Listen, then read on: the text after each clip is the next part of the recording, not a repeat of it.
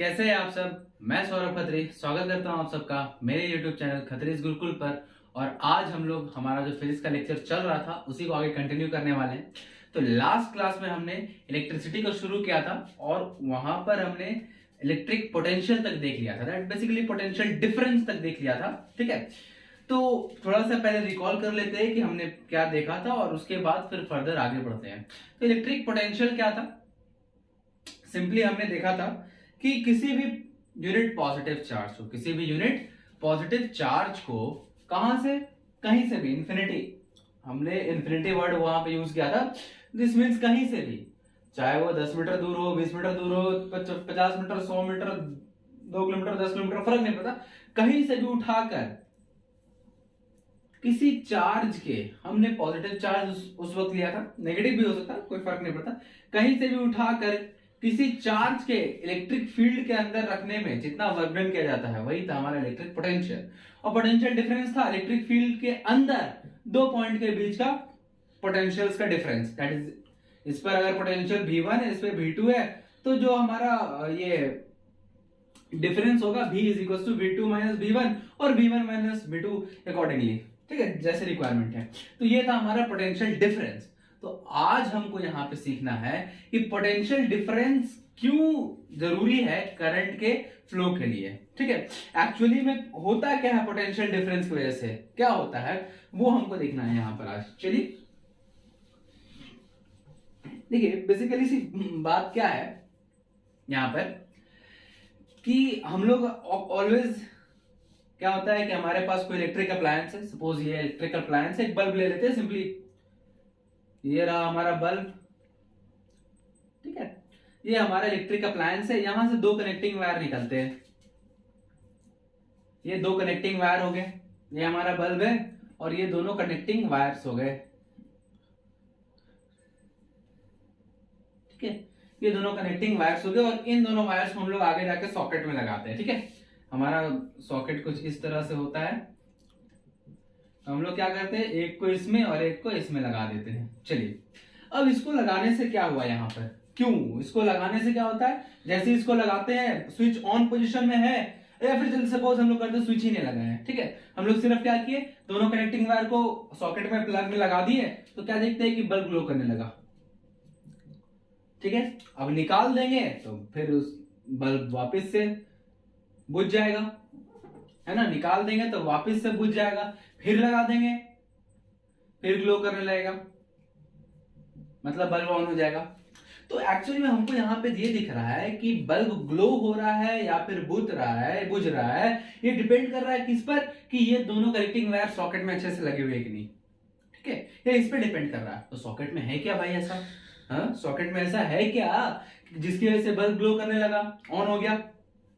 तो बेसिकली क्या है, सॉकेट जो है इलेक्ट्रिक पोटेंशियल को प्रोवाइड करा रहा है, यहां पर electric potential difference, basically potential difference को प्रोवाइड करा रहा है, जिससे क्या होता है कि दोनों एंड्स पर, यहां पे इस वाले एंड पर और इस वाले एंड पर, दोनों पे डिफरेंट पोटेंशियल्स होते हैं, दोनों पर डिफरेंट पोटेंशियल्स होते हैं। एक पर अगर V1 है तो दूसरे पे V2 होगा।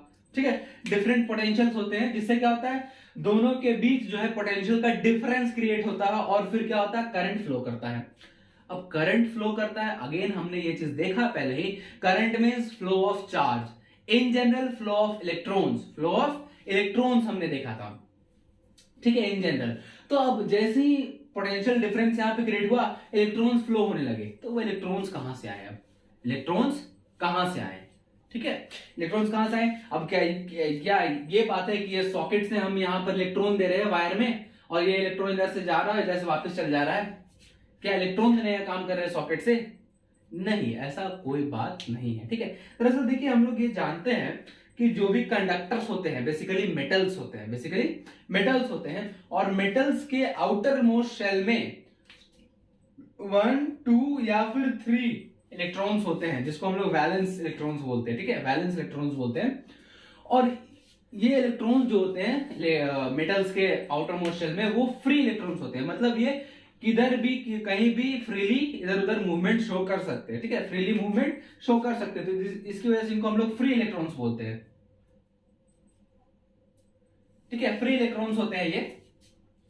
तो जब भी पोटेंशियल डिफरेंस कंडक्टिंग वायर के एंड्स पर पोटेंशियल डिफरेंस क्रिएट होता है तो क्या होता है, जो भी नंबर ऑफ इलेक्ट्रॉन्स है आउटर मोस्ट शेल में, जो फ्री इलेक्ट्रॉन्स है वो शेल से एटम से बाहर निकल जाता है और फिर फ्लो करने लगता है from higher potential to lower potential. If V1 is greater than V2 तब इलेक्ट्रॉन कहां जाएगा, V1 से V2 की तरफ। If V2 is greater then V1 तब इलेक्ट्रॉन कहां जाएगा, V2 से V1 की तरफ।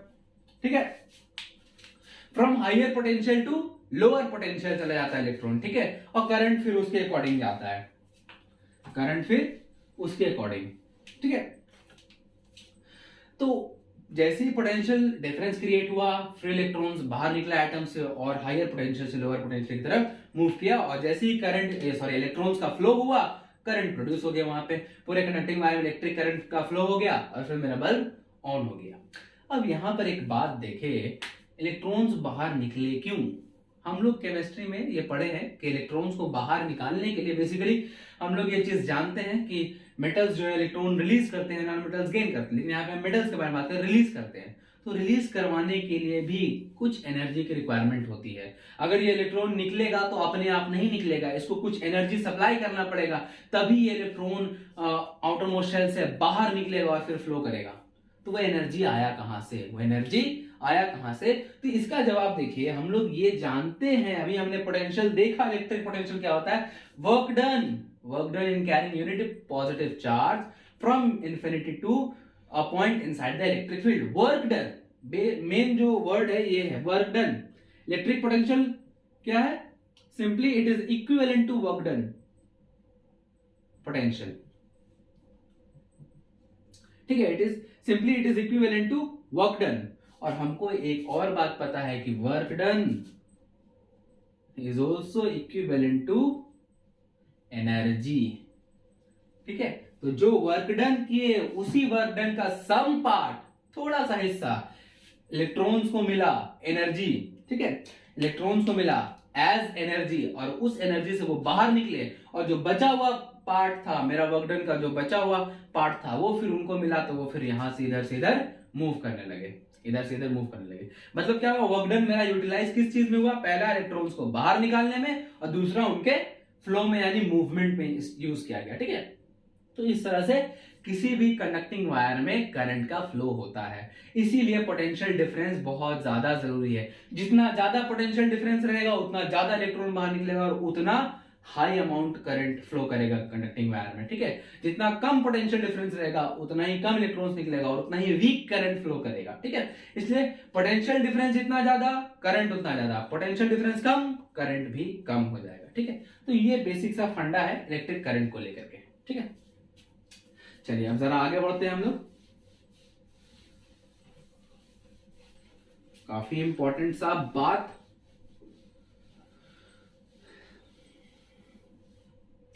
अब हम लोग कंडक्टर के एक ऐसी प्रॉपर्टी के बारे में जानने जा रहे हैं जिसके बारे में पहले कभी नहीं पढ़े हम लोग। ठीक है, बेसिकली जो हमारा सिलेबस है क्लास 10 से पहले का, उसमें वो चीज कहीं नहीं आया है, दैट इज रेजिस्टेंस आप पढ़ने जा रहे हैं हम लोग। रेजिस्टेंस हिंदी मीनिंग समझते हैं हम लोग, अवरोध, अवरोध। ठीक है, अवरोध, रुकावट, कुछ भी बोल ले, रुकावट, अवरोध, कुछ भी बोल ले। तो रेजिस्टेंस है क्या? दरअसल बात यह है कि जब भी किसी भी कंडक्टिंग वायर से इलेक्ट्रॉन्स फ्लो करते हैं, बेसिकली इलेक्ट्रिक करंट फ्लो करता है, तो वो कंडक्टिंग वायर क्या करता है, इलेक्ट्रिक करंट को अपने से होकर फ्लो नहीं होने देता है, उसको रोकने की कोशिश करता है, और वही जो प्रॉपर्टी है किसी भी कंडक्टर की, वही प्रॉपर्टी रेजिस्टेंस होती है, ठीक है। सो रेजिस्टेंस क्या हो गया हमारा, it is the property of a conductor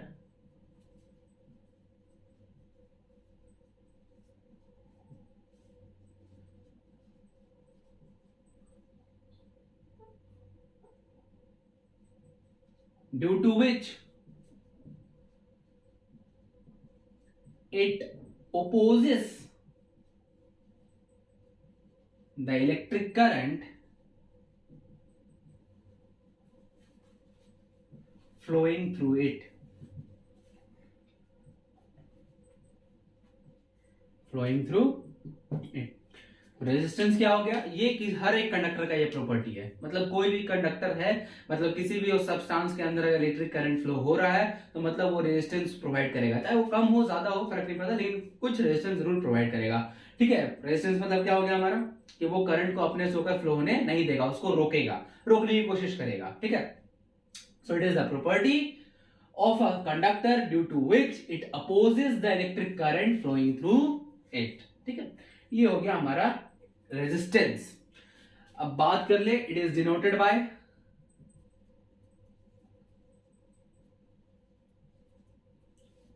capital R. ठीक है, कैपिटल आर, एंड जो इसका एसआई यूनिट होता है, एसआई रेजिस्टेंस का एसआई यूनिट होता है ओम, OHM, ओम। और इसका जो सिंबल होता है वो होता है ये ग्रीक लेटर ओमेगा है, ग्रीक लेटर ओमेगा है ये। ठीक है, और ये ओम का सिंबल है। ठीक है, 2 ओम 4 ओम इस तरह से लिखते हैं हम लोग, 2 ओम रेजिस्टेंस, 4 ओम का रेजिस्टेंस, 6 ओम का रेजिस्टेंस, इस तरह से लिखते हैं हम लोग। ठीक है, तो ये हो गया हमारा रेजिस्टेंस। अब एक इंपॉर्टेंट टॉपिक, दैट इज किसी भी कंडक्टर का रेजिस्टेंस किस किस फैक्टर पे डिपेंड करता है, किन किन फैक्टर्स पे डिपेंड करता है कि हाँ वो कंडक्टर ज्यादा रेजिस्टेंस प्रोवाइड कराएगा या कम रेजिस्टेंस प्रोवाइड कराएगा, वो अभी फैक्टर्स हम लोग देखने वाले हैं। ठीक है, तो ये है रेजिस्टेंस।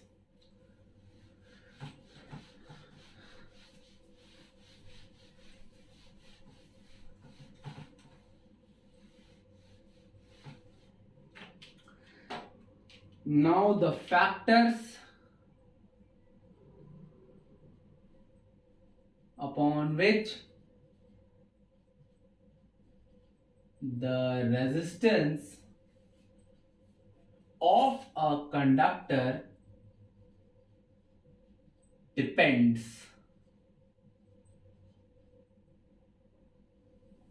यहां पे सिंपली लिख सकते हैं factors affecting the resistance of a conductor. ठीक है, सबसे पहला जो फैक्टर है वो है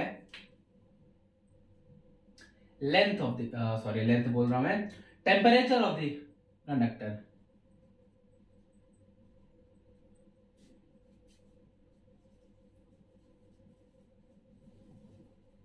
ठीक है, अब इस पर डिपेंडेंसी किस तरह से होती है, तो ध्यान रखिएगा इस बात को कि अगर किसी कंडक्टर का टेम्परेचर हम बढ़ाएंगे, किसी भी कंडक्टर का टेम्परेचर हम बढ़ाएंगे तो उसका रेजिस्टेंस भी बढ़ेगा। मतलब क्या हो गया, टेम्परेचर बढ़ा तो रेजिस्टेंस भी बढ़ा, मतलब क्या हो गया, डायरेक्टली प्रोपोर्शनल हो गया। रिलेशन कैसा हो गया, डायरेक्टली प्रोपोर्शनल रिलेशन हो गया। ठीक है, सो as the temperature of a conductor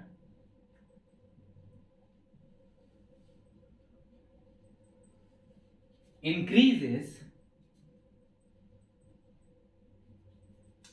its resistance also increases।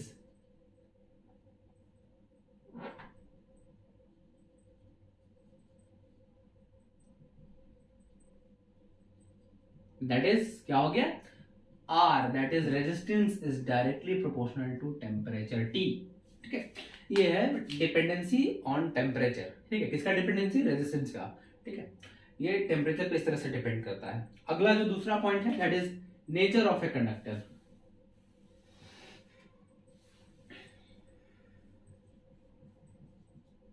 Nature of conductor, अब इस पर किस तरह से डिपेंडेंसी है, तो देखिए अलग अलग तरह के कंडक्टर होते हैं, जैसे मेटल्स में भी हो गया, आयरन हो गया, कॉपर हो गया, एल्यूमिनियम हो गया, फिर और भी दूसरे मेटल्स हो गए, zinc, magnesium, potassium, sodium, lithium, ये सब जो मेटल्स है। ठीक है, तो सबका अपना अलग अलग रेजिस्टेंस होता है, सबका अपना अलग अलग रेजिस्टेंस होता है डिपेंडिंग अपॉन देयर नेचर। ठीक है, जैसे अगर हम बात करें तो जो सिल्वर मेटल होता है वो सबसे कम रेजिस्टेंस प्रोवाइड कराता है। ठीक है, सिल्वर मेटल जो है सबसे कम रेजिस्टेंस प्रोवाइड कराता है। उसके बाद आता है नंबर कॉपर का, कॉपर स्लाइटली थोड़ा सा ज्यादा, एकदम स्लाइट अमाउंट में थोड़ा ज्यादा सिल्वर से ज्यादा रेजिस्टेंस प्रोवाइड कराता है, फिर एल्यूमिनियम उसके बाद, और उसके बाद दूसरे मेटल्स। ठीक है, तो जो सिल्वर हो गया वो सबसे अच्छा कंडक्टर है, फिर सेकंड नंबर पे कॉपर, थर्ड नंबर पे एल्यूमिनियम, एंड बाकी ये सब अपने लाइन बाय लाइन। ठीक है, तो इसी तरह हम लिख सकते हैं कि resistance also depends upon the nature as copper provides less resistance than iron और एल्यूमिनियम और जिंक, कोई भी मेटल का नाम लिखते हैं, ठीक है। As copper provides less resistance than iron. So ये हो गया हमारा डिपेंडेंसी अपॉन नेचर, कि जैसा कंडक्टर का नेचर है उस हिसाब से वो रेजिस्टेंस प्रोवाइड करेगा। अगर वो जैसे कॉपर मेटल है तो लेस रेजिस्टेंस प्रोवाइड करेगा, आयरन है, जिंक है, वो ज्यादा रेजिस्टेंस प्रोवाइड करता है, ठीक है। तो ये दो फैक्टर्स है, और दो फैक्टर्स हैं, थोड़ा जगह बना लेते हैं उनके लिए।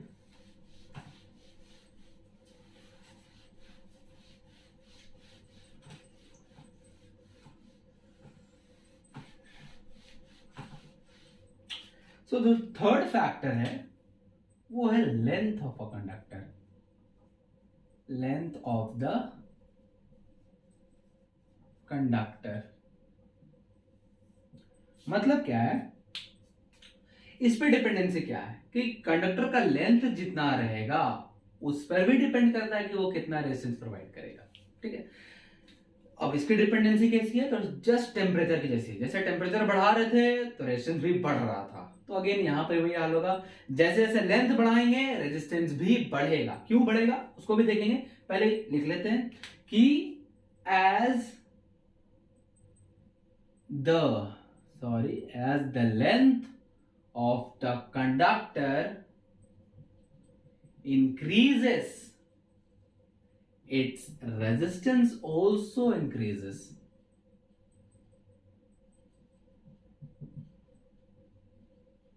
ठीक है, that is R is directly proportional to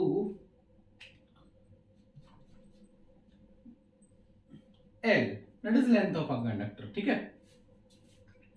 अब क्यों ऐसा होता है, लेंथ बढ़ाने से क्यों रेजिस्टेंस घट जाता है, इसको देखते हैं जरा। सॉरी, लेंथ बढ़ाने से क्यों रेजिस्टेंस बढ़ जाता है, इसको देखते हैं।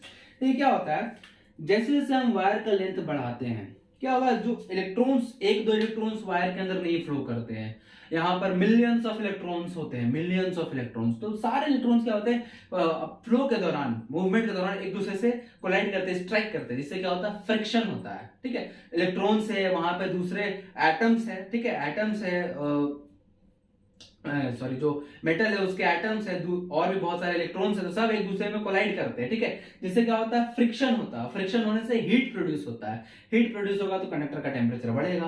तो जितना ज्यादा लेंथ होगा उतना ज्यादा फ्रिक्शन होगा, उतना ज्यादा हीट प्रोड्यूस होगा और उतना ही ज्यादा टेम्परेचर बढ़ेगा। तो अगेन फिर से वही बात, जैसे जैसे टेम्परेचर इंक्रीज करेगा वैसे वैसे रेजिस्टेंस भी इंक्रीज करेगा। तो लेंथ बढ़ने से रेजिस्टेंस इंक्रीज करता है, इसके पीछे का रीजन ये है, लेंथ बढ़ता है तो जो फ्रिक्शन से हीट प्रोड्यूस हो रहा है उसका अमाउंट भी बढ़ जाता है, जिससे टेम्परेचर भी इंक्रीज करने लगता है तेजी से, और जैसे जैसे टेम्परेचर इंक्रीज करता है रेजिस्टेंस बढ़ने लगता है, ठीक है। सो ये हमारा third dependency. Now the number 4, it is last, thickness, thickness of the conductor, ठीक है। इसको एरिया ऑफ क्रॉस सेक्शन भी बोलते हैं, एरिया या क्रॉस सेक्शनल एरिया।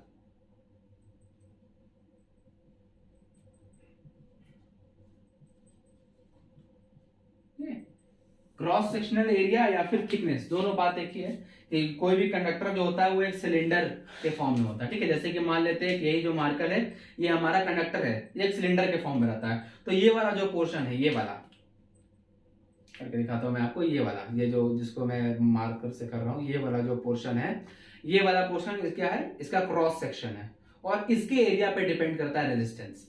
किस तरह से डिपेंड करता है, तो देखते हैं कि एज द थिकनेस और area of cross section, as area of cross section मैं लिख रहा हूं, थिकनेस भी लिख सकते हैं, as the area of cross section of a conductor increases, its resistance decreases,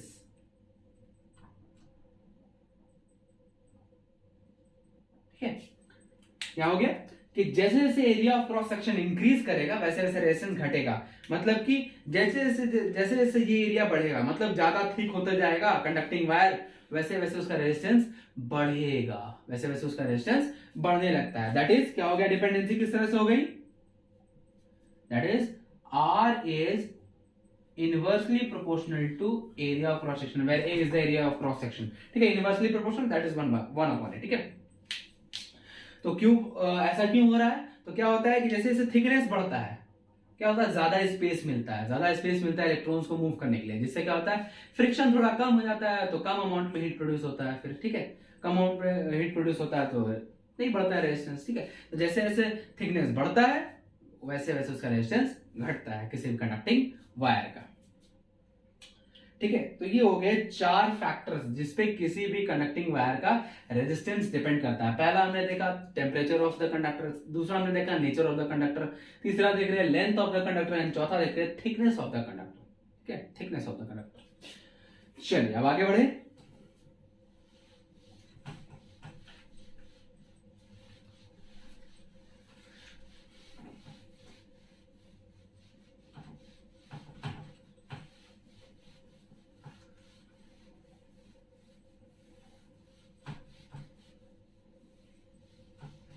चलिए आगे बढ़ते हैं। अभी जो हमने 2 रिलेशन लिखे लास्ट वाले, that is length of conductor और थिकनेस ऑफ कंडक्टर पे जो डिपेंडेंसी हमने लिखा रेजिस्टेंस का, दैट इज लेंथ के अकॉर्डिंग क्या था कि R is directly proportional to L, that is length, and R is inversely proportional to area, that is cross sectional area, thickness पे डिपेंड करता है कंडक्टर के। चलिए इसको इक्वेशन 1 मान लेते हैं और इसको 2 मान लेते हैं, ठीक है। तो अब हम जरा ये लिख सकते हैं कि from 1 and 2 R is directly proportional to L and inversely proportional to A, सही है, बिल्कुल। अब अगर हम इस प्रोपोर्शनलिटी साइन को हटा के इक्वालिटी साइन देंगे तो हम लोगों को ये बात पता है कि जब भी प्रोपोर्शनलिटी साइन हटता है और इक्वालिटी साइन आता है तो एक कांस्टेंट भी यहां पे आता है, और इस केस में वो कांस्टेंट होता है ये रो, ठीक है, ये कांस्टेंट होता है रो।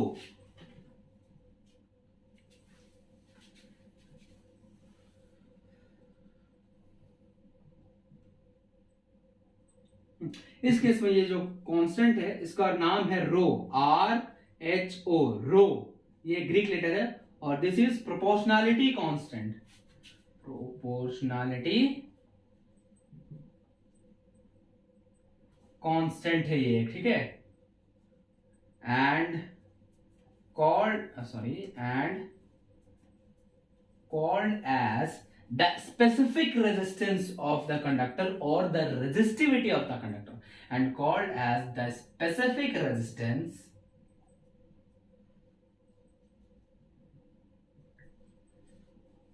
or the resistivity of the conductor। तो ये जो रो है ये किसी भी कंडक्टर का स्पेसिफिक रेजिस्टेंस होता है या फिर उसी का दूसरा नाम है रेजिस्टिविटी, रेजिस्टिविटी। चलिए इसके बारे में थोड़ा सा और देख लेते हैं हम लोग, ऊपर जरा इरेज कर लेते हैं, ठीक है।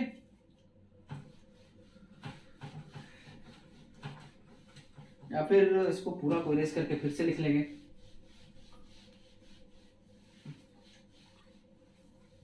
चलिए देखिए अभी जो हमने रिलेशन लिखा R is equals to rho L upon A, यहां से अगर हम रो निकालना चाहें तो ये हो जाएगा R into A upon L is equals to rho, that is specific resistance क्या हो गया R into A upon L, ठीक है।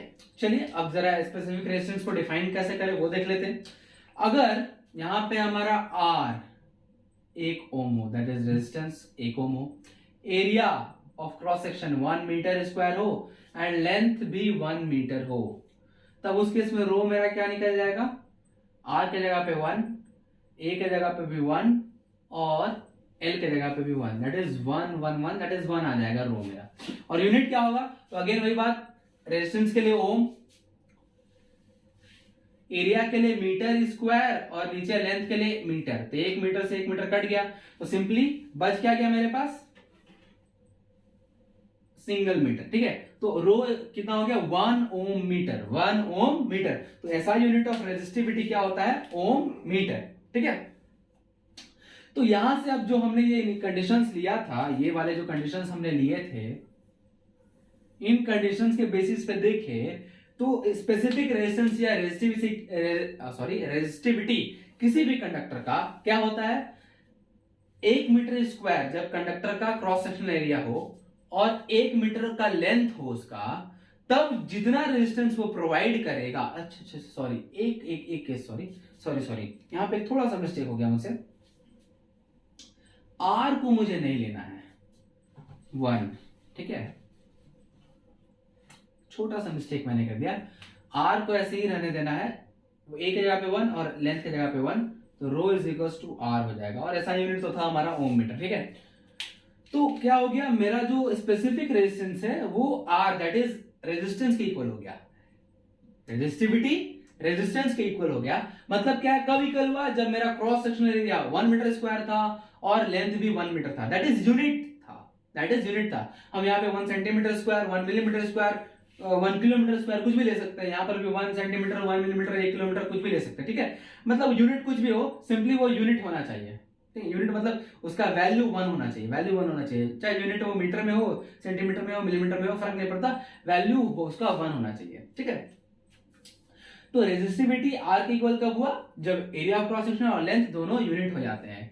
तो क्या हो गया, स्पेसिफिक रेजिस्टेंस को अगर हम डिफाइन करना चाहें, दैट इज रेजिस्टिविटी को अगर हम डिफाइन करना चाहें, तो क्या हो जाएगा, the resistivity of a conductor is the amount of resistance provided by it if its cross sectional area is 1 metre square and length is 1 metre, या फिर if its cross sectional area and length both of them are unit, ठीक है, both of them are unit, ठीक है।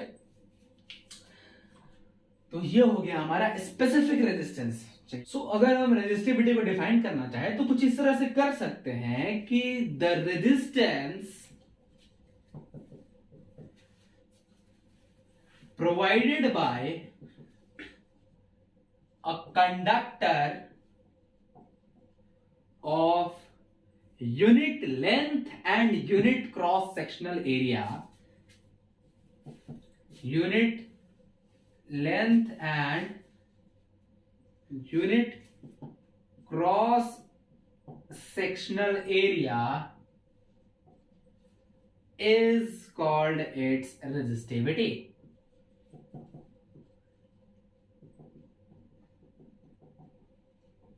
Is called its resistivity. तो क्या हो गया हमारा रेजिस्टिविटी, ये रेजिस्टेंस, ये बेसिकली जो रेजिस्टिविटी है वो रेजिस्टेंस ही है, बस किस केस में रेजिस्टेंस है, जब कंडक्टर का लेंथ भी यूनिट हो और क्रॉस सेक्शनल एरिया भी यूनिट हो, उस केस में जितना रेजिस्टेंस वो प्रोवाइड करेगा वही उसका स्पेसिफिक रेजिस्टेंस या फिर रेजिस्टिविटी हो जाता है, ठीक है।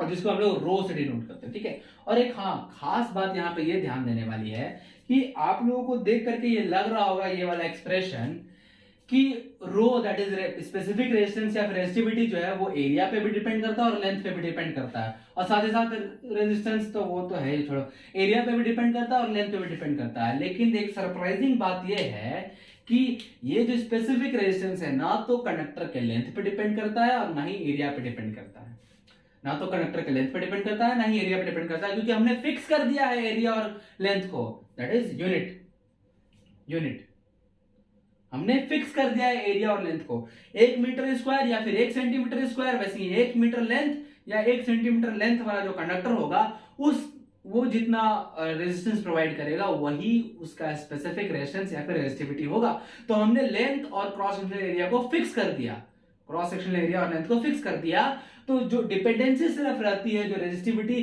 किस फैक्टर पे डिपेंड करता है, तो वो है सिंपली केवल और केवल टेम्परेचर पर। It depends upon the temperature of the conductor only. Temperature of the conductor, ठीक है। जो रेजिस्टिविटी है वो केवल टेम्परेचर पर डिपेंड करता है, ना कि एरिया ऑफ क्रॉस सेक्शन और लेंथ पर डिपेंड करता है, ठीक है। इस बात को एकदम ध्यान रखिएगा। ठीक है, तो ये है हमारा स्पेसिफिक रेजिस्टेंस का कॉन्सेप्ट। चलिए अब थोड़ा सा आगे बढ़ते हैं हम लोग, थोड़ा सर्किट डायग्राम वाला एक पोर्शन है वो देख लेते हैं कि जो सर्किट, इलेक्ट्रिकल सर्किट हम लोग बनाते हैं उसमें विभिन्न जो डिफरेंट इलेक्ट्रिकल कंपोनेंट्स उसको कैसे कनेक्ट करेंगे सर्किट में, ये देखना है। फिलहाल तो पहले हम लोग ये देख लेते हैं कि क्या क्या सिंबल्स यूज करते हैं हम लोग डिफरेंट इलेक्ट्रिकल कंपोनेंट्स के लिए। जैसे कि अगर हमारा वो वायर है, कंडक्टिंग वायर है या फिर बल्ब हो। एक बात मैंने यहाँ पे बताना भूल गया, एक बात मैं बताना भूल गया था कि हमने इलेक्ट्रिक करंट पढ़ा था और potential difference, that is voltage जिसको बोलते हैं। वोल्टेज हम लोग सिंपली नॉर्मल यूजेस में वोल्टेज वर्ड को यूज करते हैं, ठीक है। तो इलेक्ट्रिक करंट को जो मेजर करने के लिए डिवाइस होता है, किसी भी सर्किट में कितना एम्पियर इलेक्ट्रिक करंट फ्लो कर रहा है, वो जो डिवाइस मेजर करता है उसका नाम है एमीटर या फिर सिंपली आमीटर उसको बोलते हैं, ठीक है। और जो वोल्टेज को मेजर करता है कितना पोटेंशियल डिफरेंस है इस सर्किट का, उसका उस डिवाइस का नाम है वोल्ट मीटर, ठीक है। उस डिवाइस का नाम है वोल्ट मीटर। तो ammeter measures the amount of current and voltmeter measures the amount of voltage and resistance। Cell या फिर बैटरी, और एक और चीज होता है that is variable resistance.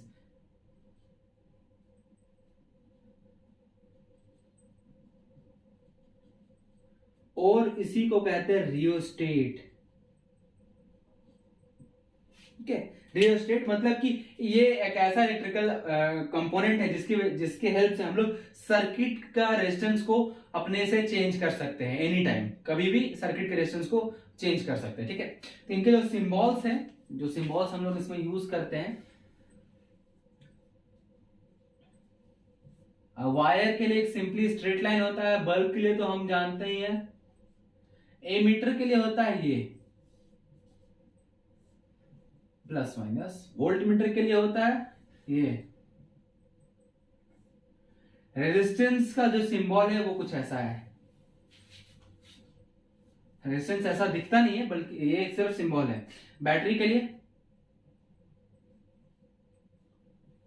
Plus minus minus, ठीक है।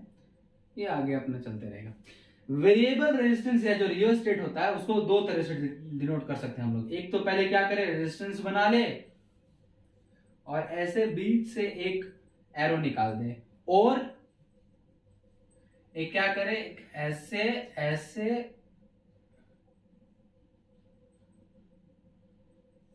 ठीक है, इस तरह से भी डिनोट कर सकते हैं, इस तरह से भी डिनोट कर सकते हैं, या तो इस तरह से या तो इस तरह से, जो भी हमारी इच्छा हो उस तरह से हम वेरिएबल रेजिस्टेंस या फिर रियोस्टेट को डिनोट कर सकते हैं। तो ये है सिंबल्स और ये इलेक्ट्रिकल कंपोनेंट्स जिनका हम लोग यूज करते हैं, जनरली यूज करते हैं। हाँ, बीच में एक चीज छूट गया, दैट इज स्विच।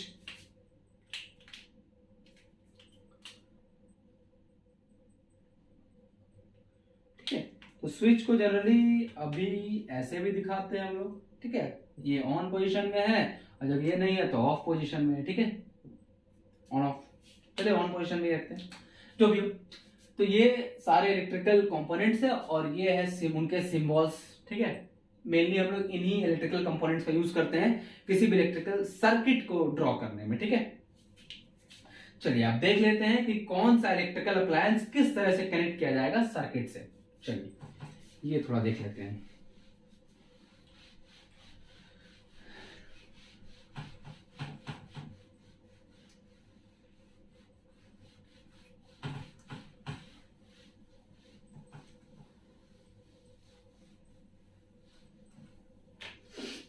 अब थोड़ा देखिए, ये तो हमारा हो गया कंडक्टिंग वायर। अभी हम लोग एक ऐसा सर्किट ड्रॉ करते हैं जिसमें सारा का सारा, जितने भी हमने नेम लिखा था, सारा का सारा इलेक्ट्रिकल अप्लायंस आ जाए, ठीक है। तो सबसे पहले तो ये हो गया हमारा कंडक्टिंग वायर, जो कि सेल या बैटरी सिंपली उससे जुड़ा हुआ है, ये प्लस या माइनस, ठीक है। ऑलवेज ध्यान रखिएगा, जो एमीटर होता है, ठीक है, जो एमीटर है जो करंट को मेजर करता है, वो ऑलवेज सीरीज में जुड़ता है, मतलब कि कंडक्टिंग वायर के साथ ही साथ जुटेगा और एमीटर का पॉजिटिव टर्मिनल बैटरी के पॉजिटिव टर्मिनल से ही कनेक्टेड रहेगा, मतलब कुछ इस तरह से। एमीटर का पॉजिटिव टर्मिनल बैटरी के पॉजिटिव टर्मिनल से ही कनेक्टेड रहेगा। आगे बढ़ते हैं, आगे गए। अब 2-3 रेजिस्टेंस या फिर एक रेजिस्टेंस भी डाल देते हैं बीच में। ये हो गया हमारा रेजिस्टेंस, ठीक है। अब एक बल्ब भी डाल देते हैं बीच में। ये हो गया हमारा बल्ब। और क्या था, वेरिएबल रेजिस्टेंस, उसको भी डाल देते हैं।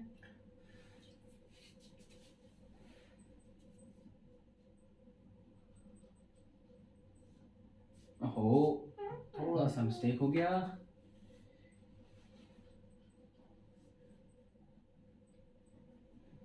ठीक है, या तो इस तरह से, या फिर जो कहा था, देखा था हमने, इस तरह से।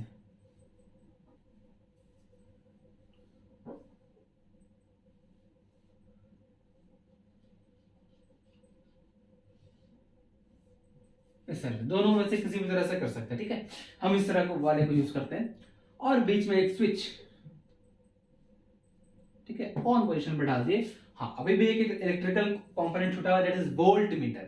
और वोल्ट मीटर जो है ऑलवेज सर्किट में पैरेलली कनेक्ट किया जाता है, पैरेलली, ठीक है, पैरेलली कनेक्ट किया जाता है। ये जो है क्या हो रहा है, सेल के साथ साथ एमीटर चला गया, लेकिन जो वोल्ट मीटर है वो अलग से कनेक्ट किया गया है, अलग से कनेक्ट किया गया है। तो ये इस तरह का कॉम्बिनेशन जो है, इस तरह का जो कनेक्शन है, ये सीरीज में चला गया और ये पैरेलल कनेक्शन में चला गया, ठीक है। तो ऑलवेज ध्यान रखिएगा कि ए मीटर सीरीज में कनेक्ट होता है और वोल्ट मीटर पैरेलली कनेक्ट होता है। ए मीटर का पॉजिटिव टर्मिनल ऑलवेज बैटरी के पॉजिटिव टर्मिनल से ही कनेक्टेड रहता है, ठीक है। तो ये हो गया हमारा एक इलेक्ट्रिकल सर्किट। अगर इसमें करंट निकलेगा तो बैटरी के पॉजिटिव टर्मिनल से निकलेगा, ऐसे चलेगा, इधर से इधर से इधर से इधर से होते हुए वापस इधर हो जाएगा। हाँ, एक बात और हम लोग जानते हैं इस बात को, हमने लास्ट वीडियो में देखा भी था इस बात को, कि जिस डायरेक्शन में करंट फ्लो करता है, इलेक्ट्रॉन्स उसके अपोजिट डायरेक्शन में फ्लो करते हैं। मतलब इलेक्ट्रॉन्स जो है from negative terminal to positive terminal जाएगा, लेकिन इलेक्ट्रिक करंट जस्ट इसके opposite direction, that is positive से नेगेटिव की तरफ जाएगा, ठीक है। पॉजिटिव की तरफ, पॉजिटिव से नेगेटिव की तरफ जाता है हमारा इलेक्ट्रिक करंट। तो ये हो गया हमारा एक सर्किट जिसमें कि ऑलमोस्ट सारा का सारा इलेक्ट्रिकल कंपोनेंट को हमने यूज कर लिया है, ठीक है। तो ये हो गया हमारा सर्किट डायग्राम। इस तरह से हम लोग बनाते हैं इलेक्ट्रिकल सर्किट को। ऑलवेज यहां पे ध्यान रखिएगा, एमीटर सीरीज में, वोल्टमीटर पैरेलल में, एमीटर का पॉजिटिव टर्मिनल बैटरी के पॉजिटिव टर्मिनल से, ठीक है। चलिए आगे बढ़ते हैं।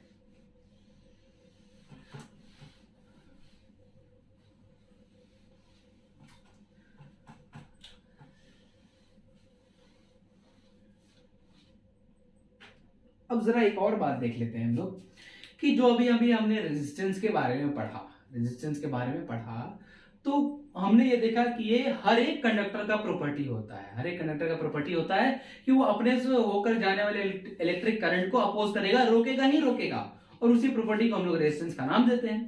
लेकिन अब हमको ये जानना जरूरी है मेरे लिए कि क्यों होता है रेजिस्टेंस किसी भी कंडक्टर का प्रॉपर्टी, क्यों वो रोकने की कोशिश करता है, जबकि उसका बेसिक प्रॉपर्टी है कि वो आराम से अपने से होकर के इलेक्ट्रिक करंट को जाने दे सकता है, तो फिर क्यों रोकने की कोशिश करता हो, और अल्टीमेटली रोक भी नहीं पाता है। कंडक्टर से करंट तो पास करता ही है, लेकिन फिर भी वो रोकने की कोशिश करता है, क्यों? What is the cause of resistance, हम लोग को अभी ये देखना है, ठीक है। हम लोग को अभी ये देखना है कि what is the cause of resistance provided bye a conductor, ठीक है। हमारा जो अगला हेडिंग हो गया वो हो गया कॉज ऑफ रेजिस्टेंस। देखिए इसको बहुत ही आराम से अच्छे से समझिएगा। इसके लिए हम लोग क्या करते हैं, एक छोटा सा कंडक्टर ले लेते हैं, कंडक्टर का पीस, थोड़ा उसको बड़ा बनाते हैं ताकि अच्छे से समझ में आए।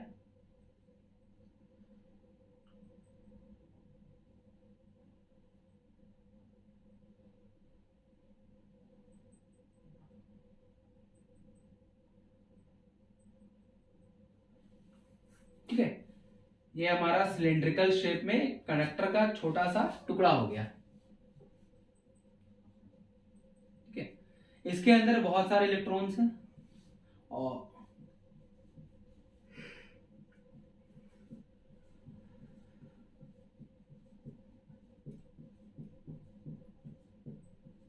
बहुत सारे पॉजिटिव आयंस भी है, क्योंकि जो एटम से इलेक्ट्रॉन्स निकल जाएंगे वो पॉजिटिवली चार्ज आयंस बन जाएंगे। फिर पॉजिटिव आयंस को दूसरे कलर से दिखा देता हूं मैं।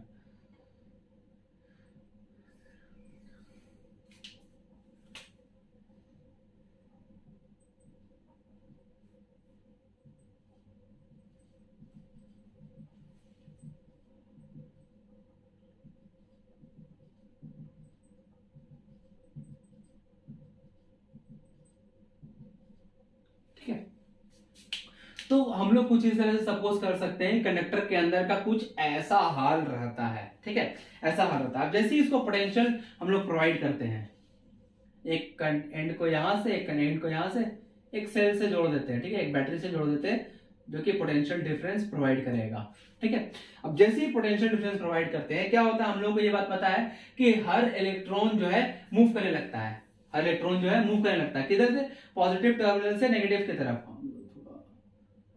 सहूलियत के हिसाब से बनाते हैं बैटरी को।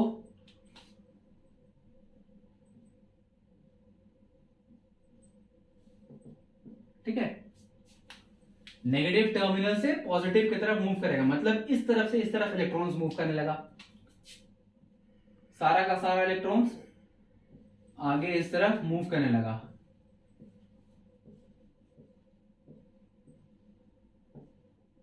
ठीक है, अब देखिए क्या है कि इलेक्ट्रॉन जो जब मूव कर रहा है तो इसके लिए पूरा रास्ता क्लियर नहीं कर दिया जाता है। ये कोई बड़ा नेता नहीं है कि ये जा रहा है तो पूरा दूसरे इलेक्ट्रॉन्स हट जाएंगे और दूसरे आयंस हट जाएंगे, भाई जाने दो जाने जाने दो जाने दो, वैसा बात नहीं है। ई सब भी बहुत ढीठ है, अपने जगह पे अड़े रहेगा, और ई सब भी ये मूव कर रहा है आगे की तरफ। तो क्या होगा, इलेक्ट्रॉन आगे बढ़ा बढ़ा बढ़ा जाके इससे टकरा गया, या फिर ई वाला इलेक्ट्रॉन भी वही हाल में, ये बढ़ा बढ़ा इससे पहले टकराया, फिर टकराया, फिर बढ़ना शुरू किया, फिर ई वाला इलेक्ट्रॉन से टकरा गया, फिर बढ़ा तो फिर ई वाला पॉजिटिव चार्ज से पॉजिटिव आयन से टकरा गया, फिर बढ़ा तो इससे टकरा गया, फिर बढ़ा तो इससे टकराया, फिर बढ़ा तो इससे टकरा गया।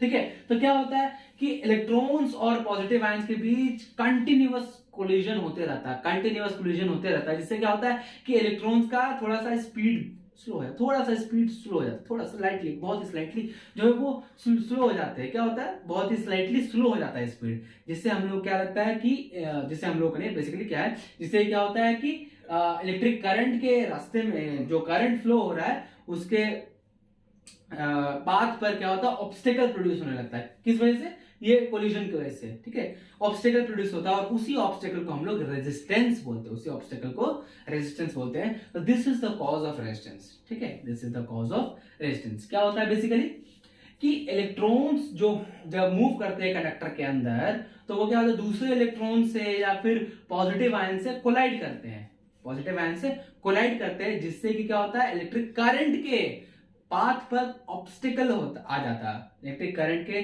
जो फ्लो पाथ है उस पर ऑब्स्टेकल आता है, और उसी ऑब्स्टेकल को हम लोग रेजिस्टेंस बोलते हैं। ठीक है, तो this is the cause of resistance. ठीक है, तो आज हम लोग इतना ही रखते हैं इस वीडियो में।